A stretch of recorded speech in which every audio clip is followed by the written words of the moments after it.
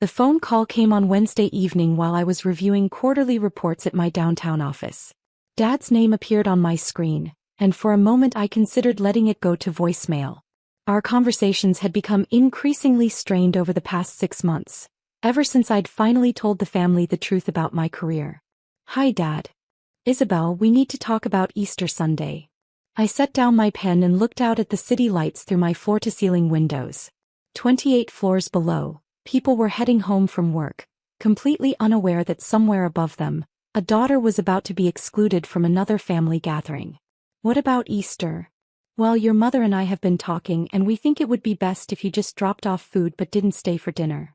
The words hit me like a physical blow, even though I'd been expecting something like this for weeks. Ever since the disastrous family dinner where I'd revealed that I wasn't actually struggling as a small restaurant worker, but was the CEO of Delicioso Holdings, a restaurant empire worth $94 million. "You don't want me to stay for Easter dinner?" Dad's voice carried that familiar tone of strained patience. "Isabel, it's not that we don't want you there. It's just, things have been awkward since you told us about your business situation." My business situation. That's what he called the fact that his youngest daughter had built a chain of 17 restaurants across 3 states while he thought she was barely making ends meet as a line cook. Awkward how? You know how.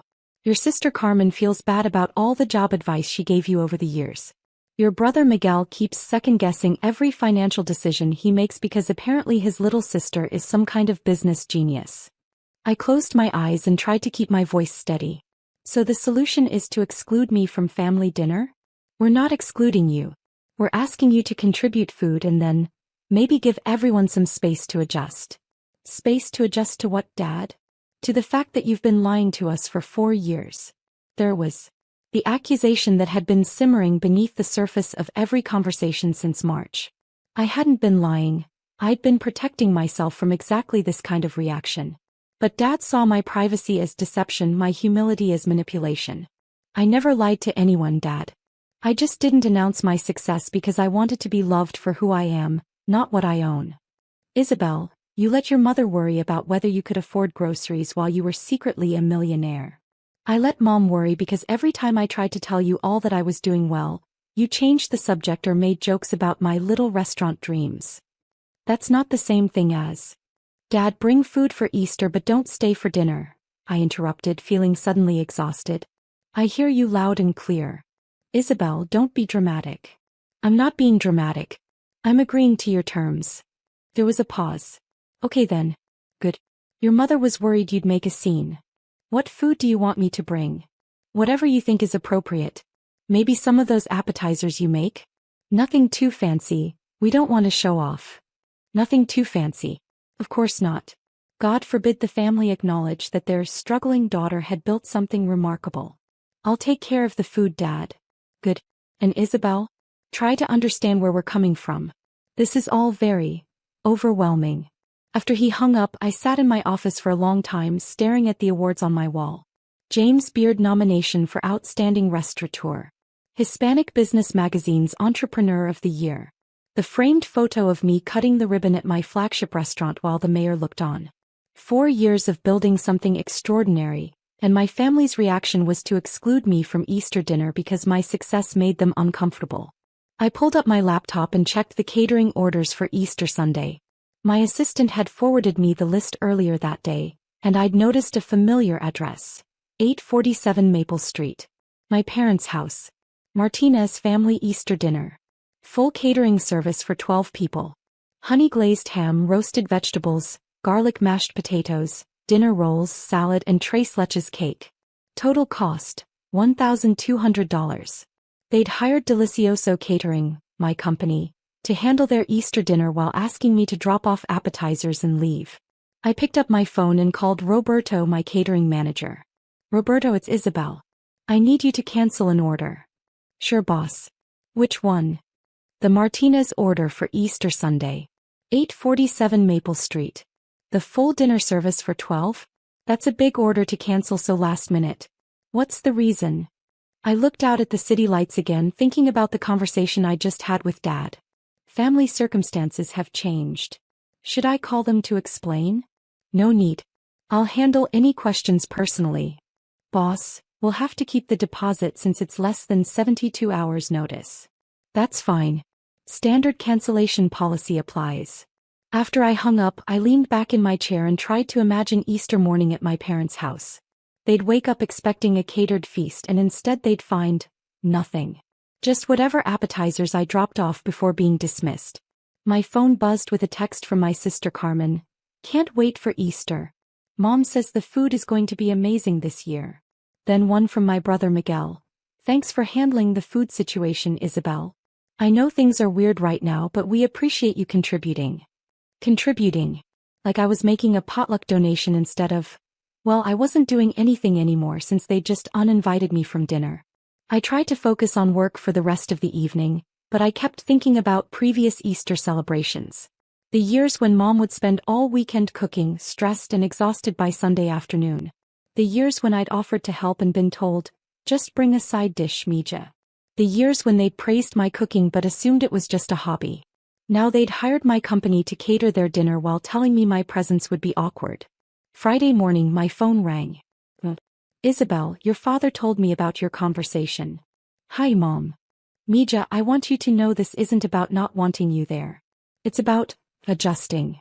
Adjusting to what, Mom? To finding out that my daughter has been successful, without telling me. I could hear the hurt in her voice and it made my chest tight with guilt. Mom, I wanted to tell you. But every time I brought up the restaurants, Dad would say, that's nice, Mija, and change the subject. Because we thought you were talking about working at restaurants, not owning them. I tried to explain the difference but no one wanted to listen. There was a long pause. Isabel, do you know how it feels to find out your daughter is a millionaire from a newspaper article? The Hispanic Business Magazine profile. I'd forgotten they might see it. I'm sorry you found out that way, Mom. We felt foolish. All those times we worried about you, offered you money, gave you advice about finding a real career. Mom, I never made you feel foolish intentionally. But you did make us feel foolish, Isabel. Whether you meant to or not. I didn't know how to respond to that. How do you apologize for being more successful than people expected? How do you make amends for achieving something privately before sharing it publicly? So Easter dinner? Is still the plan your father discussed with you. Bring food, say hello, let everyone have some space. I understand. Do you? Because your father is worried you're going to make this about you instead of about family. Make this about me. As if wanting to spend Easter with my family was somehow selfish. Mom, I'll bring food and go. I promise not to make anything awkward. Thank you, Mija. We just need time. Easter morning, I woke up early and drove to my flagship restaurant to prepare appetizers. Cheese and charcuterie boards, stuffed mushrooms, bacon-wrapped dates, spinach and artichoke dip. Enough food for 12 people to snack on while they waited for their catered dinner. The catered dinner that wasn't coming. I loaded everything into my Tesla. The car my family didn't know I owned because I'd been driving my old Honda to family gatherings, and headed to my parents' house. I pulled up at 11 a.m. just as Mom had requested. The house looked festive with Easter decorations on the front porch and cars already filling the driveway. Carmen's minivan, Miguel's SUV, various vehicles belonging to aunts and uncles and cousins. I carried the appetizer trays to the front door and knocked. Dad answered, wearing his best button-down shirt and looking slightly stressed. Isabel. Right on time. He stepped aside to let me in, then immediately reached for the trays. These look wonderful. Very professional. Professional. Like it was surprising that the CEO of a restaurant empire could prepare professional quality food. Where should I put them? Kitchen table is fine. Everyone's in the living room. I followed him through the house, noting the Easter flowers and the good china set out in the dining room. They'd clearly put effort into making this a special celebration. Isabel. Mom appeared from the living room, wearing her favorite dress and a slightly forced smile. The food looks beautiful, Mija. Thanks, Mom. Carmen emerged next, looking uncomfortable. Hey, Isabel. Thanks for contributing. Of course. Miguel nodded from the doorway, his wife Maria beside him with their 2 kids. Smells good. Everyone was being perfectly polite and perfectly distant. Like I was a catering service making a delivery rather than a family member bringing food to share. Well, I said, setting down the last tray, I should let you all enjoy your Easter. Already? Mom looked surprised. You just got here. Dad was clear about the plan. Food drop-off, then I give everyone space. An uncomfortable silence fell over the kitchen. Carmen looked at Miguel, who looked at Dad, who cleared his throat. Isabel, you don't have to rush off. You could stay for a few minutes. A few minutes. Not for dinner, not for the celebration, just for a few minutes of awkward small talk before being dismissed. That's okay, Dad. I have things to do. On Easter Sunday? I almost laughed. Dad. Some of us work on holidays. As I was walking toward the door, my phone rang. Roberto. Boss, I'm sorry to bother you on Easter, but I'm getting calls about the Martinez cancellation. I stepped outside onto the front porch to take the call privately. What kind of calls? The family is asking where their food is. Apparently they had 12 people expecting Easter dinner and they're upset. Through the window I could see my family in the kitchen, probably wondering who I was talking to. Did you explain the cancellation policy? I tried, but they're demanding to speak to the owner. They said their daughter Isabel owns the company and she'll fix this. I looked through the window at my family, who were starting to look concerned. Dad was checking his phone. Mom was opening cabinet doors, probably looking for backup food options. Roberto, transfer any calls about the Martinez order directly to me. Will do, boss. Sorry again for calling on a holiday. I hung up and walked back into the house, where the kitchen had erupted into quiet chaos. Mom was pulling frozen casseroles out of the freezer while Dad argued with someone on the phone. What do you mean canceled? Dad was saying.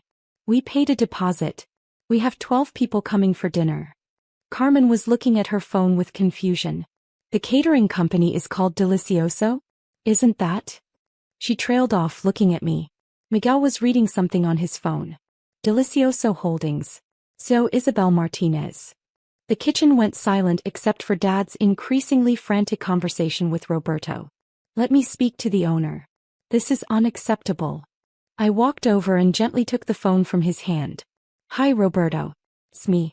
The Martinez family won't be needing catering services today. Dad's face went white as he realized who I was talking to. But boss, Roberto's voice was loud enough for everyone to hear. They're very upset about the cancellation. Should I offer them a discount for future service? No need, Roberto. I'll handle this personally. I hung up and looked around the kitchen at my family's shocked faces. You own the catering company? Mom whispered. I own 17 restaurants and 3 catering companies across California, Nevada, and Arizona. The company we hired? Is mine, yes. Dad sank into a kitchen chair. You canceled our Easter dinner. You canceled my Easter dinner. I just canceled the catering order for a family gathering I wasn't invited to attend. Carmen was staring at me like she'd never seen me before. Isabel, there are 12 people coming. Kids, grandparents. What are we supposed to feed them? I looked at my sister, this woman who had spent years giving me career advice while I built a business empire she never bothered to understand. I brought appetizers. Appetizers for 12 people for Easter dinner? Dad was very clear that I should just drop off food and leave. I assumed appetizers were sufficient for someone who wasn't staying. Miguel stepped forward. Isabel, this is crazy. You can't just leave the family without Easter dinner because you're mad at Dad. I'm not mad at Dad. I'm respecting his wishes. He wanted space from me, so I gave him space from my catering company too. Mom started crying. Isabel, please. Your tia Rosa is driving 2 hours to be here. The cousins are already on their way. I looked at my mother, this woman who had raised me and worried about me and ultimately chosen my father's discomfort over my inclusion. Mom, I can have food here in 90 minutes. Really? Full Easter dinner for 12 people. Ham, sides, dessert, everything. Dad looked up from his chair. How much will that cost? The same as it would have cost this morning. $1,200. But we already paid that. No, Dad. You paid a deposit to a catering company. The owner of that company, me, canceled your order. If you want Easter dinner, you need to place a new order with the owner. The kitchen was silent except for the sound of Mom crying softly. Isabel, Carmen said carefully, what do you want us to do? I want you to decide if you want Easter dinner more than you want me to stay away from it. That's not fair, Miguel protested. Isn't it? You wanted the food I could provide without the person who provides it. Now you get to choose which one matters more. Dad stood up slowly. Isabel, if we ask you to stay for dinner, will you provide the food? Dad, are you asking me to stay because you want me here or because you need my catering company? The question hung in the air like a challenge. Dad started then stopped. I don't know anymore. Then let me make it simple, I said, pulling out my phone. I'm going to call Roberto and have him prepare Easter dinner for the Martinez family. Full service, delivered in 90 minutes. But I'm not staying to eat it. Why not? Because you made it clear that my presence creates awkwardness and drama. So you get the food without the drama. I was halfway through dialing Roberto's number when Mom grabbed my arm. Isabel, please don't do this. Don't do what, Mom? Don't punish us for being confused and hurt. I'm not punishing you. I'm giving you exactly what you asked for. We didn't ask for you to abandon us on Easter. Yes, you did. You just didn't realize that abandoning me meant abandoning my resources too. Carmen stepped forward. Isabel, we made a mistake. We were wrong to ask you not to stay. Were you wrong to ask, or are you just saying that because you need Easter dinner? The brutal honesty of the question made everyone flinch. Both, Carmen said quietly. We were wrong and we need your help, and we're sorry it took a crisis to make us realize it. I looked around the kitchen at these people who had raised me and loved me and ultimately failed to see me. They were flawed and human and scared of change, but they were also my family. If I stay for Easter dinner, I said slowly, things are going to be different. Different how? Dad asked. No more pretending I'm not successful to make you comfortable. No more treating my achievements like they're somehow embarrassing or threatening. And if we can't handle that, then this is the last Easter we spend together. The ultimatum surprised even me, but as soon as I said it, I knew it was true.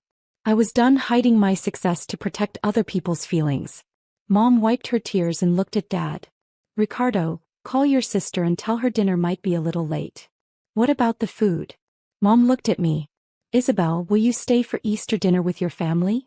Are you asking me as your daughter or as the owner of Delicioso Catering? As my daughter. Who I'm proud of even when it scares me. I called Roberto and had him prepare the full Easter spread. While we waited for the food to arrive, I sat in the living room with my family and told them about my business for the first time.